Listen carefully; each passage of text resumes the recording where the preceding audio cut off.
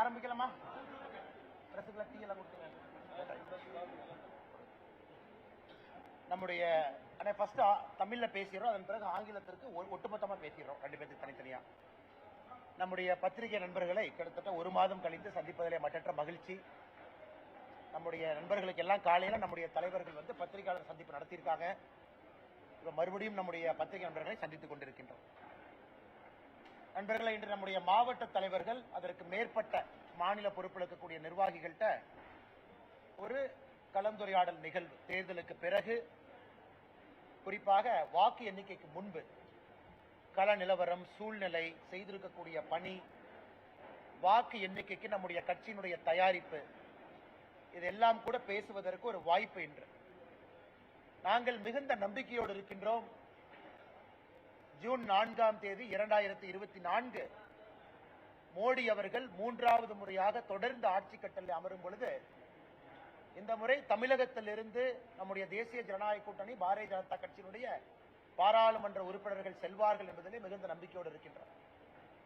India முழுவதும் பார்த்துக் கொண்டிருக்கின்றோம். தமிழகம் முதல் கட்டம் ஏப்ரல் 19ஆம் தேதி நம்முடைய தேர்தல் நடந்து முடிந்த பிறகு இதுவரை 6 கட்டம் நடந்து முடிந்திருக்கிறது. 486 தொகுதிகளில் தேர்தல் நடந்து முடிந்திருக்கிறது. இன்னும் 57 தொகுதி கடைசி கட்ட வாக்குப்பதிவில் ஜூன் 1ஆம் தேதி இன்னும் 57 தொகுதிகள் மட்டும் பாக்கி இருக்கு. ஆனா இப்ப இந்த 6 கட்ட வாக்குப்பதிவு நடந்திருக்கக்கூடிய வாக்கை பதிவை பார்க்கும் பொழுது, மக்களுடைய எழுச்சியை பார்க்கும் பொழுது, பாரதிய ஜனதா கட்சி தனியாக எப்படி 2014 283, 2019 303, இந்த முறை 2024 மிகப்பெரிய எண்ணிக்கையோடு பாரதிய ஜனதா கட்சி, எங்களுடைய எண்ணிக்கை 370, பாரதிய ஜனதா கட்சி, தேசிய ஜனநாயக கூட்டணிக்கு 400. அது நிச்சயமாக அந்த இலக்கை எட்டப் போகின்றோம். அதற்கான களச்சூழல் மிக தெளிவாக இருக்கிறது. குறிப்பாக இந்தி கூட்டணியாக இருக்கட்டும், யாராக இருக்கட்டும், தெலுங்கானாவை பொறுத்தவரை இந்தி கூட்டணி இல்லாத டிஆர்எஸ் இருக்கிறாங்க. இந்தியா முழுவதும் இந்தி கூட்டணி இருக்கு. எல்லா இடத்திலும் கூட மக்களுடைய எண்ணத்தை நான் பிரதிபலித்து உங்களுக்கு சொல்றேன். இந்த முறை பாரதிய ஜனதா கட்சி இன்னைக்கு 6 கட்ட வாக்குப்பதிவை தாண்டி பார்க்கும் பொழுது 335 இடத்தை பாரதிய ஜனதா கட்சி இன்னைக்கு நாங்கள் தாண்டி இருப்பதாக நாங்கள் கணித்திருக்கின்றோம். இன்னும் 57 இடம் பாக்கி இருக்கு.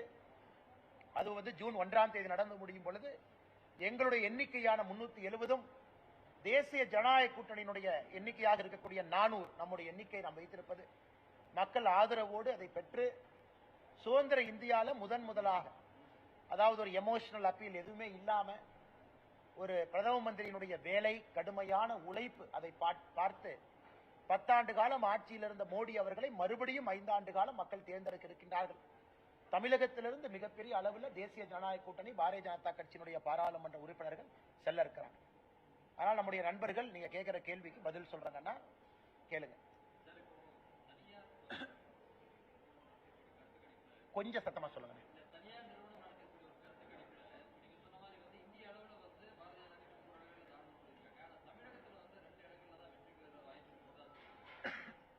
ஆனா தமிழகத்தை பொறுத்தவரை முதல் கட்ட வாக்குப்பதிவு தமிழகத்துக்கு இருந்துச்சுங்கண்ணா.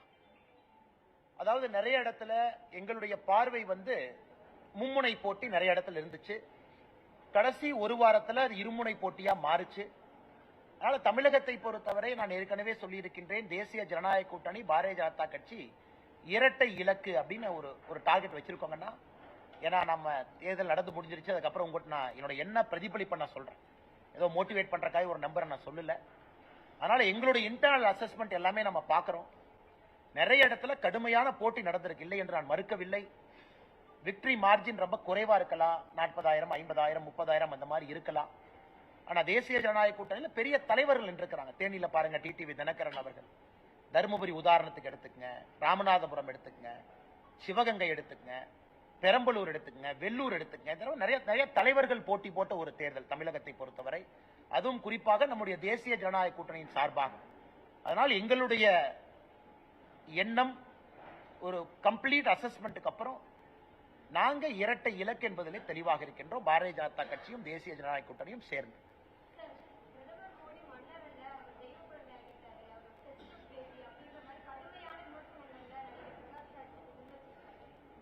பிரகாஷ் ராஜ் அவங்க அதாவது பெங்களூர் சென்ட்ரல் தொகுதியில நிற்கும் பொழுது டெபாசிட்டை இழந்தவர். 2019 தேர்தலில் பெங்களூர் சென்ட்ரல் தொகுதியில அவர் போட்டியிட்டார். யார் எதிர்த்து போட்டியிட்டார்னா காங்கிரஸ் எதிர்த்து போட்டியிட்டாரு, பாரதிய ஜனதா கட்சி எதிர்த்து போட்டியிட்டார். அங்கே டெபாசிட்டை இழந்த ஒரு நடிகர் என்பதுதான் பிரகாஷ் ராஜ் அவர்களுக்கு அரசியல் இருக்கக்கூடிய அனுபவம். அதனால் நான் இருக்கின்றேன், நான் நிரந்தர எதிர்கட்சி, எந்த கட்சியா இருந்தாலும் எதிர்க்கிறது மட்டும்தான் என் வேலை, இதெல்லாம் சொல்வதற்கு பேச்சு கேட்பதற்கு நல்லா இருக்கும். ஆனா இன்னைக்கு லோக்கல் ஸ்டாண்ட் என்ன, எதிர்ப்பதை மட்டுமே முழு நேர ஒரு விஷயமாக வைத்து ஒரு நடிகர், ஒரு நடிகனாக நாம் எல்லோரும் மதிப்பு மரியாதை அளித்திருக்கின்றோம். அதை தாண்டி அரசியல்ல அவருடைய குரலுக்கு நான் மதிப்பு மரியாதையும் அளிக்க விரும்பவில்லை. இதே பிரகாஷ் ராஜ் நடிகராக நீங்க கேளுங்க, நான் சொல்றேன், நல்ல ஒரு நடிகர், நிறைய கதாபாத்திரங்கள் பண்ணியிருக்கிறாங்க, அதுல தனிப்பட்ட முறையில் எந்த குற்றச்சாட்டும் நமக்கு இல்லை. அரசியல்ல ஒரு அனுபவம் அவ்வளவுதான். 2019 பெங்களூர் சென்ட்ரல் தொகுதியில பிரகாஷ் ராஜ் அவங்க தேர்தல் நீங்க பாருங்க, எப்படி நின்னாருன்னு பாருங்க, யாரை எதிர்த்து நின்னாருன்னு பாருங்க, அப்ப காங்கிரஸ் பத்தி என்ன பேசினாங்கன்னு பாருங்க, பிஜேபியை பத்தி என்ன பேசினாங்கன்னு பாருங்க. இன்னைக்கு மோடி எதிர்ப்பு என்கின்ற ஒரே காரணத்திற்காக இந்த பக்கம் சேர்ந்து கொண்டு மோடியை திட்டுவது மட்டுமே முழு நேர வேலையாக நடிகர் பிரகாஷ் ராஜ் அவங்க வச்சிருக்காங்க. மற்றபடி அதை நாங்க சீரியஸா எடுத்துக்கலீங்க. அதே நேரத்தில் பிரதமர் அவருடைய இன்டர்வியூ, உதாரணத்திற்கு பிரதமர் அவர்கள் இன்னைக்கு கிட்டத்தட்ட 40 தொலைக்காட்சி நிறுவனத்திற்கு மேல இன்டர்வியூ கொடுத்திருக்காங்க.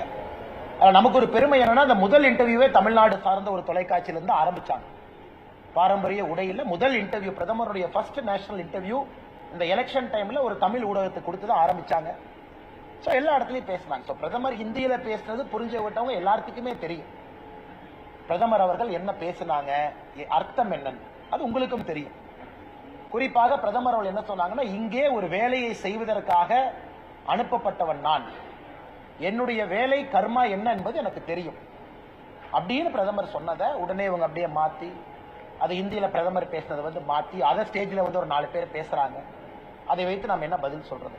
அது பிரதமர் அங்க மட்டும் இல்ல, மேடையிலேயும் சொல்றாங்க, பொதுக்கூட்டத்திலேயும் பேசுறாங்க. அவருடைய கடமை என்ன, ஆண்டவன் எனக்கு என்ன வேலை கொடுத்திருக்கா அந்த வேலையை செய்யறங்கிறாங்க. அதனால இதை திருச்சி பேசுறவங்க நம்ம என்ன பதில் சொல்றது? மேடம், பிரகாஷ் ராஜோட உயிருக்கு ஒரு ஆபத்து வந்துருமோ, சனாதன சக்திகள் ஏதாவது பண்ணிடுவாங்களோ, அவரை பாதுகாக்க வேண்டிய கடமை என்ன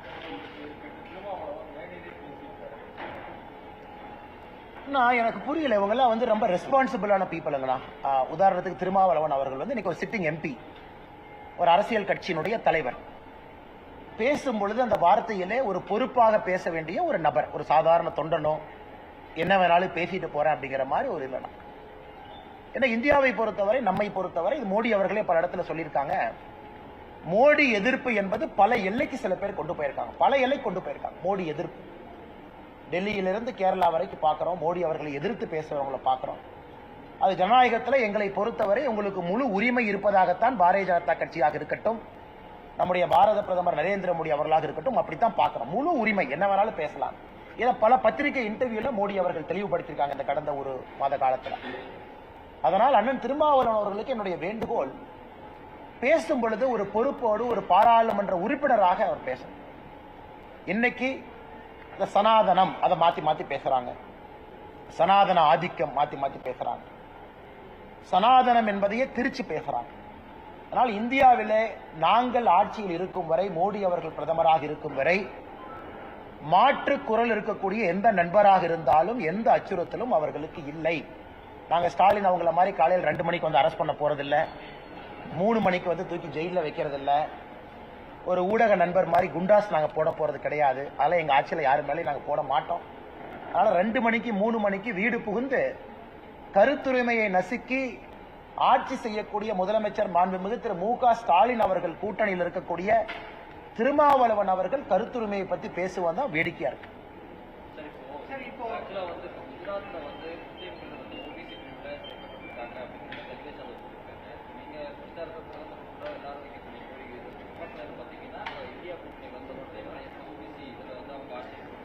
இஸ்லாமியர்கள் ஓபிசி பிரிவுல பல இடத்துல இருக்காங்க.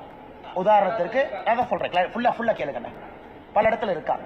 தமிழகத்துல கலைஞர் கருணாநிதி அவர்கள் இருக்கும் பொழுது 3% இஸ்லாமியர்கள், கிறிஸ்தவர்கள், அதன் பிறகு கிறிஸ்தவர்கள் வேண்டான்னு சொன்னாங்க. ஆனா ரூல் என்னன்னாங்கன்னா, ஒரு இஸ்லாமியரை ஓபிசி பிரிவுல கொண்டு வர்றீங்கன்னா அந்த இஸ்லாமியர் சப் கம்யூனிட்டியை டெஸ்ட் ஆஃப் பேக்வர்ட்னஸ் நீங்க ப்ரூவ் பண்ணணும். அதாவது இஸ்லாம் கம்யூனிட்டிக்குள் இருக்கக்கூடிய உட்பிரிவை, இஸ்லாம்ங்கிறது ஒரு இந்து மாதிரி ஒரு பேராக இருந்தாலும் கூட உள்ள உட்பிரிவு இருக்கு.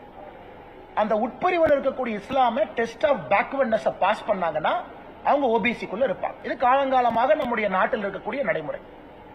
இப்ப கர்நாடகா போன்ற காங்கிரஸ் ஆளுகின்ற மாநிலத்தில் எல்லா இஸ்லாமியர்களும் ஓபிசி, அதை எதிர்க்கிறோம். தெலங்கானால இதற்கு முன்பு காங்கிரஸ் ஆட்சியில முஸ்லீம் அண்ட் கிறிஸ்டியன் ரிலீஜனுக்காக கோட்டா கொடுக்கிறோம், எதிர்க்கிறோம். ஏன்னா ஓபிசி என்பது எல்லா ஹிந்து ரிசர்வேஷன் கான்ஸ்டிடியூஷன் இடம் கிடையாதுங்க, எல்லா முஸ்லீம் ரிசர்வேஷன் கிடையாது, எல்லா கிறிஸ்டியன் ரிசர்வேஷன் கிடையாது. ஆனா முஸ்லீம் கம்யூனிட்டியில் இருக்கக்கூடிய சில முஸ்லீமுக்கு ஓபிசியில டெஸ்ட் ஆஃப் பேக்வர்ட்னஸ் பாஸ் பண்ணா அவங்களுக்கு ரிசர்வேஷன் இருக்கு. அது சுப்ரீம் கோர்ட்லயே சேலஞ்ச் பண்ணி தெலங்கானால வெறும் முஸ்லீமா ரிசர்வேஷன் கொடுத்த ஸ்ட்ரைக் டவுன் பண்ணி முஸ்லீம் கம்யூனிட்டிக்குள்ள உட்பிரிவு எடுத்து அதுல எந்த பர்டிகுலர் உட்பிரிவு பேக்வர்டா இருக்கிறாங்கன்னு ப்ரூவ் பண்ணா அலோவ் பண்றேன்னு சொல்லி அலோவ் பண்ணிருக்காங்க. அதனால நண்பர்களுக்கு நான் சொல்லக்கூடிய கருத்து என்னன்னா, நாங்கள் எதிர்ப்பது religion based reservation. Religion based reservation குஜராத்லயும் எல்லா முஸ்லீம் ஓபிசி கிடையாது, குஜராத்லயும் எல்லா கிறிஸ்டியன் ஓபிசி கிடையாது. அதே போல தமிழகத்தில், அதே போல இன்னைக்கு இருக்கக்கூடிய தெலங்கானால எல்லா முஸ்லீமும் ஓபிசி கிடையாது. கர்நாடகா ஸ்ட்ரக் டவுன் ஆனோடனே கர்நாடகா என்ன பண்றாங்கன்னா எல்லா முஸ்லீமும் ஓபிசிங்கிறாங்க. அது இன்னைக்கு ஸ்ட்ரக் டவுன் ஆயிருக்கு. ஆனால் நாங்கள் திரும்ப திரும்ப உங்களிடம் நண்பர்கள்ட்ட சொல்வது ரிலீஜியன் பேஸ்ட் ரிசர்வேஷன்.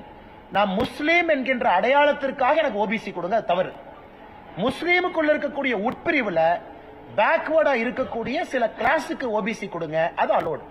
இதைத்தான் அனைத்து இடத்திலும் சொல்லுகின்றோம். தவிர கர்நாடகால அசம்பிளி எலெக்ஷன் சமயத்துல பிஜேபி என்ன சொல்லுச்சுன்னா, முஸ்லீம்னு கொடுத்திருக்க ரிசர்வேஷன் நாங்க எதிர்க்கிறோம், அதை எஸ்சி எஸ்டிக்கு பிரிச்சு கொடுக்கிறோம், அதை ஓபிசி கம்யூனிட்டி லிங்காயத்தா இருக்கட்டும் கவுடாவா இருக்கட்டும் ஜாஸ்தி பண்றோம்.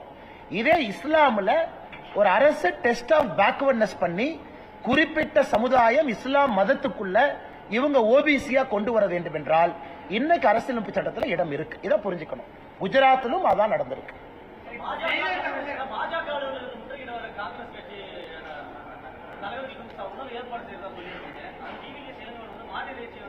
நான் வந்து மாட்டை சாமியா பாக்குறவன, நான் வந்து மாட்டை வச்சுதான் பிளப்பு நடத்துறேன், நான் வந்து மாட்டை வச்சு விவசாயம் பண்ற ஆளுன்னு. அதனால அதுக்கு நீங்க மாட்டுக்கறி சாப்பிட்றவங்கள போய் நீங்க சாப்பிடாதேன்னு நான் சொல்ல போறது கிடையாது. அது உங்களுடைய உரிமை. நம்ம நாட்டுல உங்களுக்கு என்ன உணவு வேணுமோ நீங்க சாப்பிடுங்க, நான் உங்க கையை பிடிச்சு சாப்பிடாதீங்கன்னு நான் சொல்ல போறது இல்லை. நான் மாட்டை வச்சு வாழ். இப்ப என் வீட்டுக்கு நீங்க விருந்தினரா வந்தா போன் பண்ணி என்ன சொல்லுவீங்க? அண்ணா வீட்டுக்கு வர்றேன், அண்ணா எனக்கு வந்து இந்த சாப்பாடு இப்படி வறுத்து வைங்கன்னு எங்கேயும் கேட்க மாட்டோம். எங்களுடைய அலுவலகத்திற்கு யார் வந்தாலும் வரவேற்கின்றோம். முற்றைக்கு வர்றீங்களா, மத்தியானம் லஞ்சு கொடுக்குறோம், நல்லா சாப்பிட்டுட்டு போங்க. ஆனா உங்க அலுவலகத்துக்கு வரணும். இதை வந்து மகாத்மா காந்தி அவர்கள் பீஃப பத்தி என்ன சொல்லியிருக்காங்க, யங் இந்தியால மகாத்மா காந்தி என்ன எழுதியிருக்காங்க, மகாத்மா காந்தி அவர்கள் பல்வேறு காலகட்டத்தில் மாட்டு இறைச்சியை பத்தி என்ன எழுதியிருக்காங்க அப்படிங்கறத EVKS இளங்கோவன் ஒரு முறை படிக்கணும். இன்னைக்கு அடிப்படையில் காங்கிரஸ் கட்சியில ஒரு தலைவராக இருக்கக்கூடியவர்கள் வந்து, நான் ஏற்கனவே மறுபடியும் சொல்றேன், உணவு விஷயத்துல உங்களுடைய தனிப்பட்ட உரிமை. ஆனா என்ன நீங்க ஃபோர்ஸ் பண்ண முடியாது. உதாரணத்துக்கு நான் உங்களை கூப்பிட்டு, அண்ணே நீங்க மாட்டு இறைச்சி சாப்பிடாதீங்கன்னு சொல்றதுக்கு எனக்கு உரிமை இல்லை. அது உங்க உரிமை, நீங்க என்ன வேணுமோ சாப்பிடுங்க. நீங்க என்னைய மாட்டு இறைச்சியை சமைச்சு கொடுங்கன்னு கேட்கறதுக்கு உங்களுக்கு உரிமை இல்லை. ஏன்னா நம்ம நாட்டில் இது சர்வதிகாரத்தனம் இல்லையா? இதே பாரதிய ஜனதா கட்சியில் ஒருத்தவங்களை கூப்பிட்டு, அண்ணா நீங்க மாட்டு இறைச்சி சாப்பிடாதீங்கன்னா நீங்க என்ன சொல்லியிருப்பீங்க? ஐயோ இந்தியாவில் அரசியலமைப்பு சட்டம் உடைஞ்சு போச்சு, இப்படி ஆகி போச்சு, சர்வதிகாரம் ANS பிரசாத் சொல்றாங்க. இன்னைக்கும் அவர்கள் வந்தால் உணவு கொடுப்பது எங்களுடைய பாரம்பரியம், உணவு கொடுக்கின்றோம். வந்துட்டு யாரையும் தடுக்க போறதில்லை. மாட்டு இறைச்சி கொடுத்தா தான் நான் வருவேன்னு ஒரு காங்கிரஸ் கட்சி தலைவர் சொல்வது மகாத்மா காந்தி அவர்கள் சிந்தனையில் இருந்து எந்த அளவுக்கு ஒரு காங்கிரஸ் கட்சி மாறி இருக்கிறது என்பதற்கு EVKS இளங்கோவன் அவருடைய பேச்சே சாட்சி. இதை முடிச்சு வந்துறேன், ஒரே கேள்விதான் கேட்கிறேன். இதை மறுபடியும் சொல்றேங்க, மறுபடியும் சொல்றேன். அதான் அண்ணே மறுபடியும் சொல்றேன். இல்ல ஜெயலலிதா அவர்கள் வந்து ஒரு தீவிரமான இந்துத்துவவாதி. யாராவது அதிமுக நண்பர்களுக்கு சந்தேகம் இருக்குன்னா 1995 ஜஸ்டிஸ் JS வர்மா உச்ச நீதிமன்றம் ஹிந்துத்துவாவை பத்தி ஒரு தீர்ப்பு உச்சநீதிமன்றம் கொடுத்திருக்காங்க. அந்த தீர்ப்புக்கு பிறகு அந்த தீர்ப்பை இன்னும் யாரும் ஆராயல. Last standing verdict on Hindutva 1995. Ramjeth Malani போன்ற மனிதர்கள் ஒரு பக்கம் ஆஜராகிறாங்க. சிவசேனா என்ன கேஸ்னா, ஹிந்துத்துவானா என்ன? ஒரு தலைவர் தேர்தல் களத்துல ஹிந்துத்துவான்னு சொன்னா அது மத பிரச்சாரமா இல்லையா? ஹிந்துத்துவானா ஒரு மதமா? ஹிந்துத்துவானா ஹிந்துவா? இதுதான் கேள்வி. இது உச்சநீதிமன்றத்தில் ஒரு பெரிய டிஸ்கஷனுக்கு பிறகு ஒரு சரித்திர தீர்ப்பு கொடுக்கிறாங்க 1995. அதை ஏடிஎம்கே இருக்கக்கூடிய தலைவர்கள் ஒரு முறை அதை டவுன்லோடு பண்ணி படிக்கணும். ஹிந்துத்துவா என்பது மதம் சார்ந்தது கிடையாது. It's a way of life. அது வாழ்வியல் முறை. இந்த மண்ணினுடைய கலாச்சாரம், இந்த மண்ணில 12,000 ஆண்டுகளாக 20,000 ஆண்டுகளாக நாம் எப்படி வாழ்ந்திருக்கின்றோமோ அதை பிரதிபலிக்கக்கூடிய உணர்வு ஹிந்துத்துவா. ஹிந்துத்துவாவை பொறுத்த வரைக்கும் பல இடத்துல நான் சொல்றேன், அனைவரையும் அரவணைப்பதுதான் ஹிந்துத்துவா. இத டீஸ்டா சிட்டில்வாட் அந்த என்ஜிஓ, ஃபேமஸ் என்ஜிஓ அம்மா இதை ரிவ்யூக்கு போறாங்க 2013. சுப்ரீம் கோர்ட் ஹிந்துத்துவா தீர்ப்பு தவறு பண்ணிருக்கீங்க, அது ஹிந்துத்துவா உங்களோட இன்டர்பிரேஷன் தப்பு, அதனால இந்த தீர்ப்பை மறுபடியும் நீங்க ஆராயணும் சுப்ரீம் கோர்ட் போகும் பொழுது சுப்ரீம் கோர்ட் 1995 தீர்ப்பை ஆராய மறுத்து விட்டார். இன்னைக்கு இந்தியால 1995 உச்ச நீதிமன்றம் கொடுத்த தீர்ப்பு ஹிந்துத்துவா பத்தி, அதுதான் இன்னைக்கு பைபிள், அதான் குரான், அதான் பகவத்கீதை. அதை வச்சுதான் நான் பேச முடியும். ஹிந்துத்துவா என்னை பொறுத்த உங்க ஹிந்துத்துவா என்ன? நல்ல கேள்வி. ஏன் ஹிந்துத்துவா எல்லாரையும் அரவணைப்பது? இன்னைக்கு நான் ஜெயலலிதா அம்மாவை பத்தி சொல்ற கேள்வி. 1984 செல்வி ஜெயலலிதா அவர்கள் ராஜ்யசபா எம்பியா டெல்லியில் இருக்கிறாங்க. அப்ப பாராளுமன்றத்தில் ஜெயலலிதா அம்மா பேசுறாங்க. ஜூலை 26, 1984. நான் பிறந்த மாதம் ஒரு மாசம் கழிச்சு. அப்ப நான் ஒரு மாசம் குழந்தை. இப்ப ஜெயலலிதா அம்மா பேசுறத நான் அப்படியே படிக்கிற ஆங்கிலத்துக்கு. Finally, I now pose 2 questions to the Honorable Minister for Home Affairs. Will the centre consider placing Jammu and Kashmir under governor rule? Why delay Jammu and Kashmir being integrated with the rest of the Indian Union? Why not bring it under the purview of the Constitution of India in conformity with all other states of Indian Union? அதாவது 1984 July 26 article 370 எடுக்கப்பட வேண்டும் என்று பாராளுமன்றத்திலே பேசிய ஒரு தலைவர் செல்வி ஜெயலலிதா. இன்னைக்கு அனைத்து இந்திய அண்ணா திராவிட முன்னேற்ற கழகம் அவங்க ஸ்டாண்ட கேளுங்க. 370 பத்தி உங்க ஸ்டாண்ட் என்ன? ராமர் கோவிலை பத்தி அம்மா ஜெயலலிதா அவர்கள் national integration council meeting November 23, 1992 பேசுறாங்க. என்ன சொல்றாங்கன்னா, கரசேவை என்பது தவறான வார்த்தை கிடையாது, அது சரிங்கிறாங்க. கரசேவையை டிஃபெண்ட் பண்ணி நேஷனல் இன்டகிரேஷன் கவுன்சில் மீட்டிங்ல சொல்றாங்க. குறிப்பாக இந்த கரசேவைக்காக பாரதிய ஜனதா கட்சியினுடைய ஆட்சி மத்திய பிரதேசம், ஹிமாச்சல பிரதேசம், ராஜஸ்தான் இந்த பாபரி மஸ்ஜித்துக்காக பாரதிய ஜனதா கட்சி ஆட்சியை டிஸ்மிஸ் பண்றத நான் கடுமையாக எதிர்க்கின்றேன் அப்படின்னு ஜெயலலிதா அவங்க நேஷனல் இன்டகிரேஷன் கவுன்சில்ல பேசியிருக்காங்க. 1993 செல்வி ஜெயலலிதா அவர்கள் அம்மா அவர்கள் ஏடிஎம்கே தொண்டர்கள்ட்ட 20 லட்சம் கையெழுத்து இயக்கம் நடத்துறாங்க. ராமர் கோவில் கட்ட வேண்டும் என்பதற்காக அதிமுகவினுடைய தொண்டர்கள் கையெழுத்து இயக்கம் நடத்த வேண்டுங்கிறாங்க. அதனுடைய நிறைவு விழா சென்னையில் நேஷனல் அவேக்கனிங் மீட்டிங்க்கு எல்கே அத்வானி வந்து பங்கேற்கிறாங்க. 2003 பத்திரிகையாளர் ஒரு கேள்விக்கு பதில் சொல்றாங்க, ராமர் கோவில் இந்தியால கட்டலினா பாகிஸ்தான்ல கட்டுவோம். ஆனா இன்னைக்கு அந்த கட்சியினுடைய தலைவர்கள் என்ன சொல்றாங்க, முட்டி வலி அதனால ராமர் கோவிலுக்கு போக மாட்டேன், இடுப்பு வலி அதனால போக மாட்டேன். அதனால இதெல்லாம் கம்பேரிசன் பண்ணி சொல்றேன். அடுத்தது uniform civil code 2003 uniform civil கோடுக்கு அம்மா ஜெயலலிதா அவங்க சொல்றாங்க, it is very much necessary for a multi religious country like India rendering equality to all. பொது சிவில் சட்டம் என்பது வேண்டும் என்கிறாங்க. இன்னைக்கு 2023 ஜூலைல அனைத்து இந்திய அண்ணா திராவிட முன்னேற்ற கழகம் அதை எதிர்க்கிறாங்க. நான் கம்பேர் பண்ண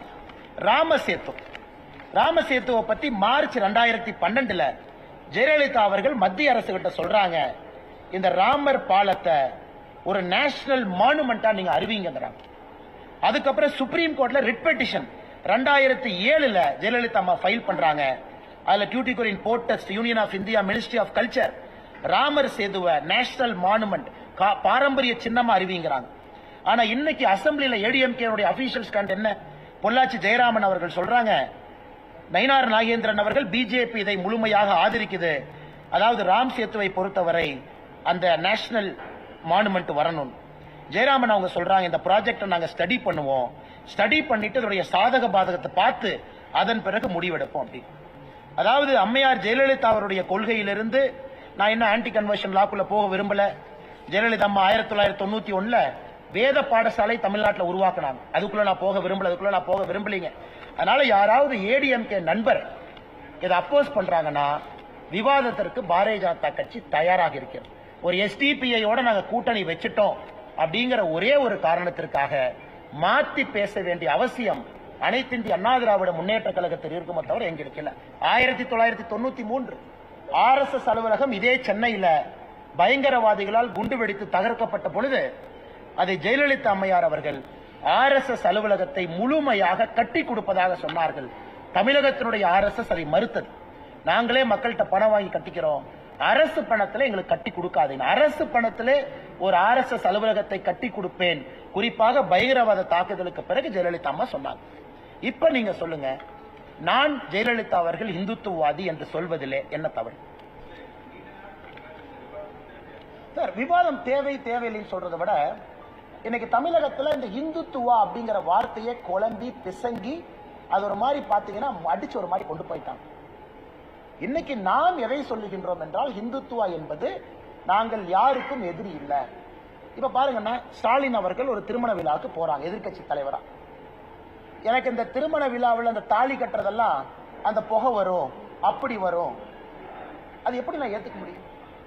அப்படி பேசுறாங்க. ஆனா இதே நான் முத்துராமலிங்க தேவரையா பத்தி, அண்ணாதுரை அவங்க பத்தி பேசினா ப்ராசிக்யூஷன் சாங்ஷன் கொடுத்து என் மேல கேஸ் போடுறாங்க. என் மேல முத்துராமலிங்க தேவரையாக்கு நீங்க ப்ராசிக்யூஷன் சாங்ஷன் கொடுத்து 153A போட்டீங்கன்னா கோயிலா அசிங்கமா கூம்பா இருக்கும். திருமாவளவன் அவர்கள் மேல என் ப்ராசிக்யூஷன் சாங்ஷன் கொடுக்கல. அதாவது ஆபாசங்கிற வார்த்தையை பயன்படுத்தினாங்க. திருமணத்துல அந்த புகையெல்லாம் வரும். ஸ்டாலின் அவர்கள் மேல என் ப்ராசிக்யூஷன் சாங்ஷன் கொடுக்கல.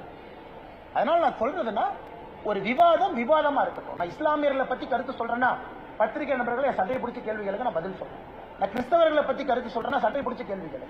நான் இந்துத்துவாங்கிறது இன்னைக்கு சுப்ரீம் கோர்ட்டினுடைய தீர்ப்பை நான் கோட் பண்றேன். சுப்ரீம் கோர்ட்டே தன்னுடைய தீர்ப்பை ரிவ்யூ பண்ண மறுக்கிறாங்க. 1995 கொடுக்கப்பட்ட தீர்ப்பு 29 ஆண்டுகளா இருக்கு. அப்படி இருக்கும் பொழுது இவர்கள் எதற்கு ஒரு சின்ன இதுக்குள்ள அடைக்கிறாங்கன்னு தான் நான் கேட்கிறேன். அண்ணா இல்ல, நான் பல இடத்துல பேசியிருக்கேன்.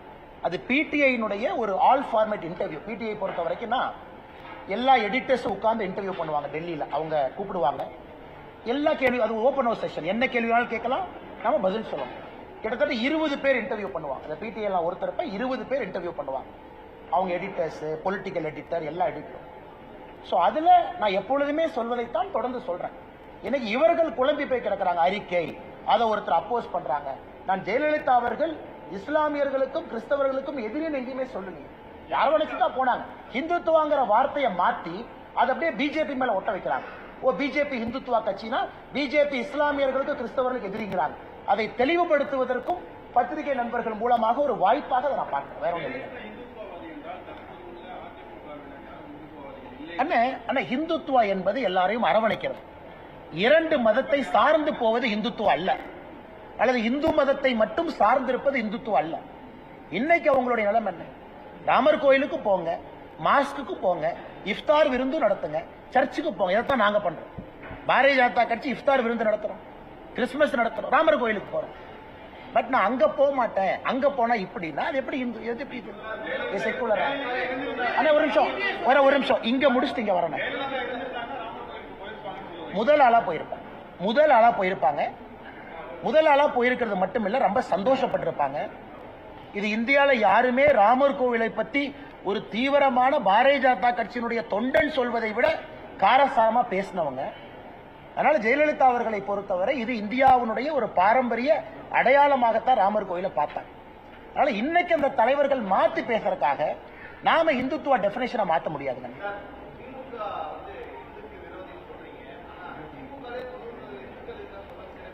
அப்படின்னு சொல்றாரு எல்லா எலெக்ஷன்லயும். நான் தமிழ்நாட்டை பொறுத்த வரைக்கும் உங்களுக்கு தெரியும், எந்த எலெக்ஷனுமே இந்து முஸ்லீம் கிறிஸ்டியன் அந்த மாதிரி ஓட்டு போட வேண்டாம். அதை எங்களுடைய விருப்பமும். மதத்தை பார்த்து ஓட்டு போடாதீங்க, ஜாதியை பார்த்து ஓட்டு போடாதீங்க. நீங்க நம்ம கேம்பெயின் பார்த்தீங்க.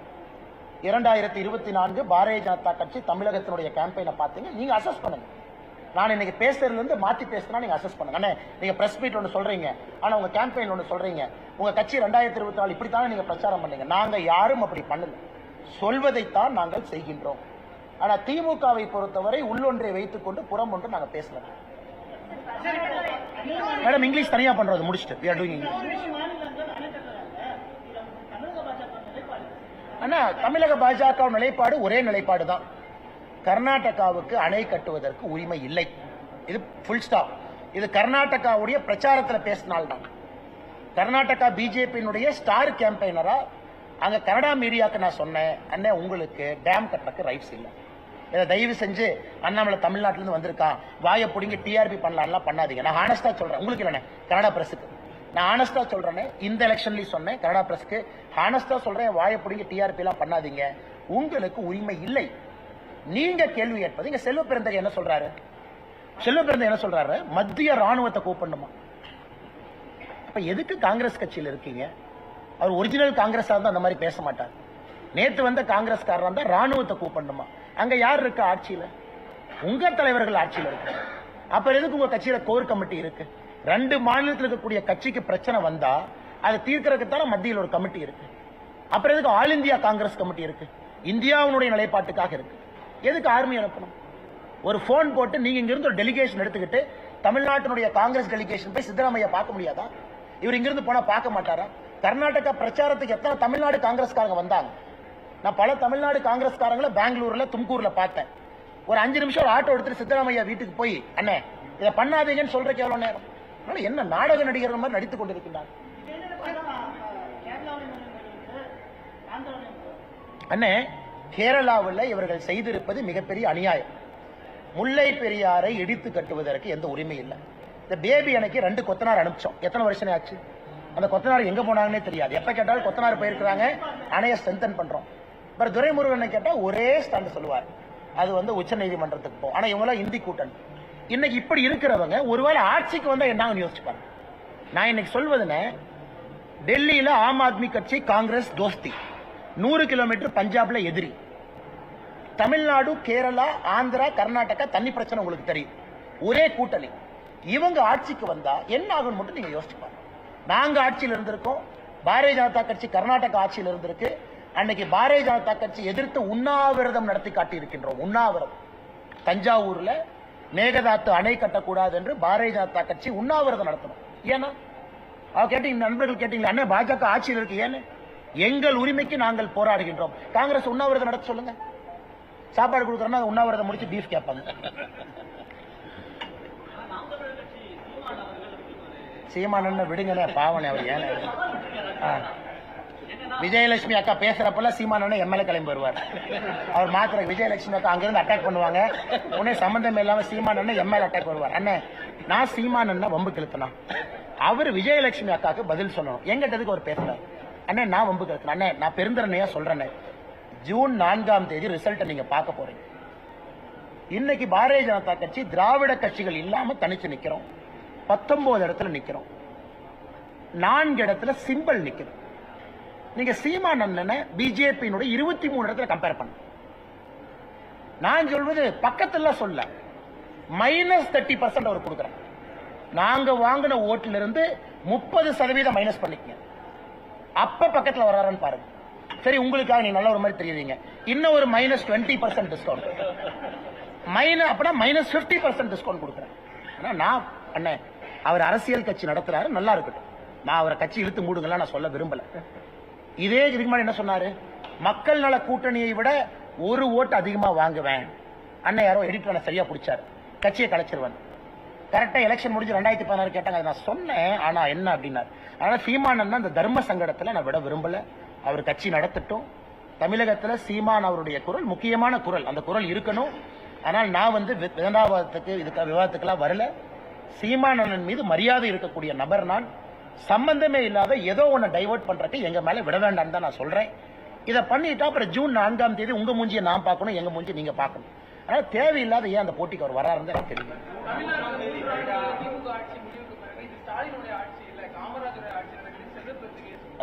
சந்தோஷம், இப்பதான் சந்தோஷம்.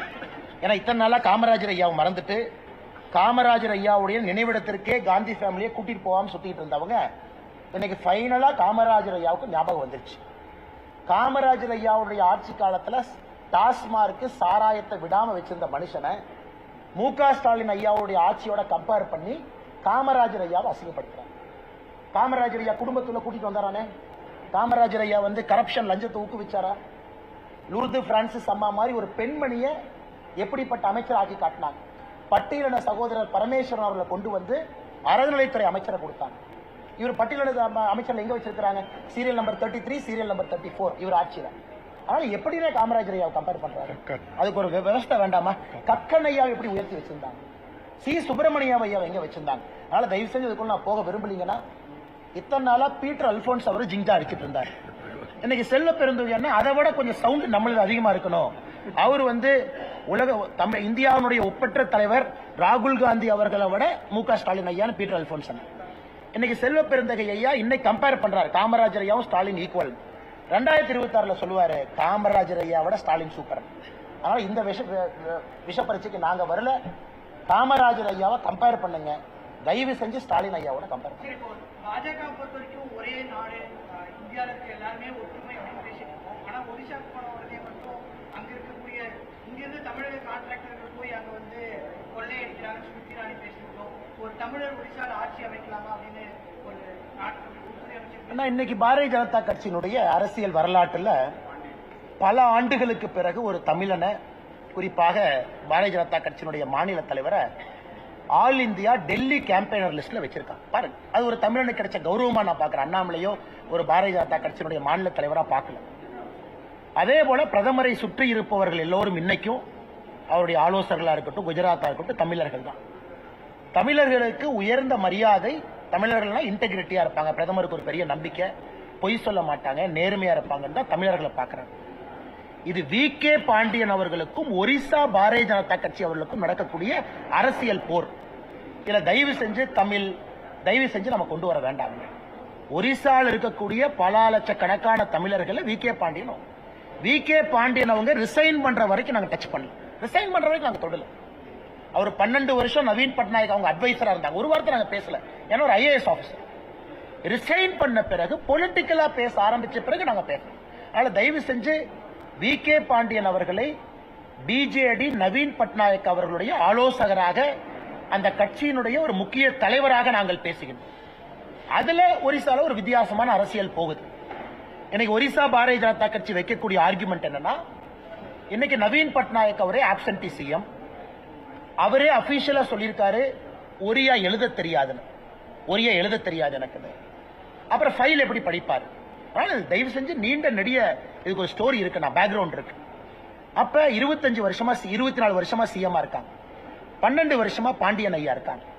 அதனால அங்கே எங்களுடைய அரசியல் யுத்தம் என்பது யாரு உங்களுடைய அடுத்த பிரதிநிதியாக இருக்கணும். ஒருவேளை பிஜேடி அவங்க சொல்றாங்க இல்ல இவர் தான் நவீன் பட்நாயக், இவர் எங்க ஒரிசால எலெக்ஷன் நிப்பார், இவர் எலெக்ஷன் நின்று ஜெயிப்பார், அது வேற. இப்ப பாண்டியன் சொல்றது எலெக்ஷன் நான் நிக்க மாட்டேன், நான் அட்வைசராகவே இருப்பேன், நான் எந்த எலெக்ஷன் நிக்க மாட்டேன். ஆனா ஒரிசா பாலிடிக்ஸ் இயக்கம் எத்தனையோ இடத்துல வேற மாநிலத்துக்காரங்க எலெக்ஷன்ல போய் நின்று ஜெயிச்சு அந்த மண்ணினுடைய மைந்தர்களா மாறி இருக்கிறாங்க. தமிழகமே ஒரு சிறந்த உதாரணம். நம்முடைய மிகப்பெரிய தலைவர்கள் எல்லாம் வேற இடத்துல ஆர்ஜின் இருந்தாலும் கூட இன்னைக்கு மரத்தமிழரா மாறி இருக்காங்க. அதனால தயவு செஞ்சு பத்திரிகை நண்பர்களுக்கு, நீங்க எதுவும் தப்பு பண்ணல, அரசியல் கட்சிகளுக்கு இதை ட்விஸ்ட் பண்ணாது.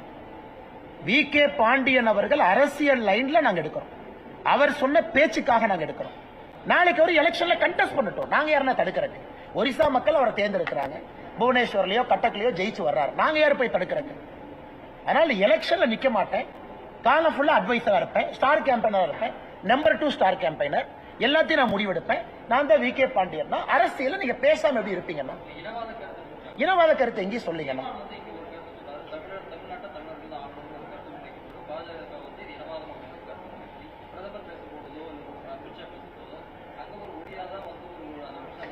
ஆனா தமிழர் ஆளணும் அப்படிங்கிறது தமிழர்கள் என்னன்னா, let us define that. ஆனா கரெக்ட், சீமான் என்ன சொல்ற கருத்தை டிஃபைன் பண்ண.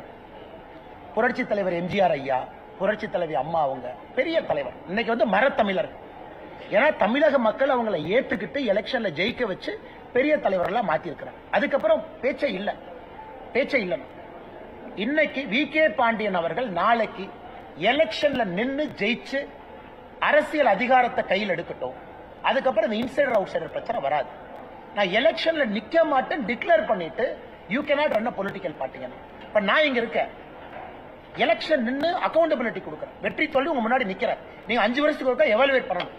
எல்லா தலைவரும் 5 வருஷத்துக்கு ஒருக்கா நீங்க எவாலுவேட் பண்ணுங்க, சர்டிபிகேட்டை புதுப்பீங்க. அதனால ஒரிசாவை பொறுத்தவரை வி.கே. பாண்டியன் அவர்களை பத்தி பாரதிய ஜனதா கட்சி தலைவர்கள் சொல்லி இருக்கக்கூடிய கருத்து அண்ணன் கேட்ட 2வது கேள்வி. இப்ப வி.கே. பாண்டியன் அவர்கள் போக விரும்பலீங்கன்னா வி.கே. பாண்டியன் அவர்களுக்கு அங்க யாரும் சப்போர்ட் பண்றாங்க? ஆனா உலகத்துல எங்க போய் தமிழ்காரங்க சாதிச்சாலும் முதல்ல பெருமைப்படுற ஆள் நான் தான். தமிழ்நாட்டில் பிறந்த ஒரு தொழிலதிபர் இந்தியாவில் போய் கொடி கட்டி பறக்கட்டும். இந்த அரசியல் இதுக்குள்ள வேண்டாம். தேர்தல் களத்துல சூடான 2 கருத்துக்கள், இங்க ஒரு கருத்து அங்க ஒரு கருத்து போயிருக்கும். அந்த கருத்துக்கு ஒரு பதில் கருத்து சொல்லி அது சூடான கருத்தா மாறிடும்.